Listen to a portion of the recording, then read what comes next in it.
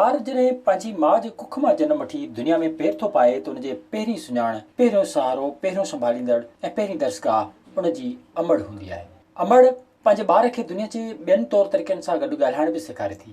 माउ जी ज़ुबान मां अदा थियल लफ़्ज़ हुन लाइ दुनिया में हलण ऐं दुनिया खे सम्झण जो सवलो तरीक़ो हूंदा आहिनि। ॿार जा सिखियल पहिरियां ॿाता ॿाता ॿोल ऐं अधु कटियल लफ़्ज़ बाद में वञी हिकु मुकमल ॿोलीअ जी सूरत अख़्तियार कनि था ऐं उहा ई असांजी मादरी ॿोली सॾाइजे थी। पाकिस्तान समेत सॼी दुनिया में अॼु मादरी ॿोलियुनि जो ॾिहाड़ो मल्हायो पियो वञे। दुनिया में 21 फरवरी ते ॿोलियुनि जी सुञाण उन जी अहमियत खां वाक़िफ़ थियण लाइ मादरी ॿोलियुनि जो आलमी ॾिहाड़ो मल्हायो वेंदो आहे। नवंबर 1999 ते यूनेस्को जे इंसानी सक़ाफ़ती मीरास जे तहफ़्फ़ुज़ जे जनरल कॉन्फ्रेंस जी पधिराई में 21 फरवरी ते मादरी ॿोलियुनि जो आलमी ॾिहाड़ो मल्हाइण जो ऐलान कयो वियो। उन ई इदारे जे इतमाम हेठि साल 2000 खां उन ॾींहं ते सॼी दुनिया में तक़रीबूं ऐं मेला कोठाए पंहिंजी ॿोलीअ खे जीआरियो वेंदो आहे। ऑक्सफोर्ड यूनिवर्सिटी प्रेस जी हिकु तहक़ीक़ मूजिबि हिन वक़्तु सॼी दुनिया में 7000 ॿोलियूं ॻाल्हायूं वञनि थियूं ऐं गॾियल क़ौमुनि जे हेठें इदारे यूनेस्को मूजिबि 1950 खां हींअर ताईं 230 मादरी ॿोलियूं अणलभ थी वियूं आहिनि। पाकिस्तान में ॿोली माहिरनि मूजिबि मुल्क में मुख़्तलिफ़ लहजनि जे फ़र्क़ सां 74 ॿोलियूं ॻाल्हायूं वञनि थियूं। मादरी ॿोलियुनि खे लाॻू ख़तरनि जे हवाले सां पाकिस्तान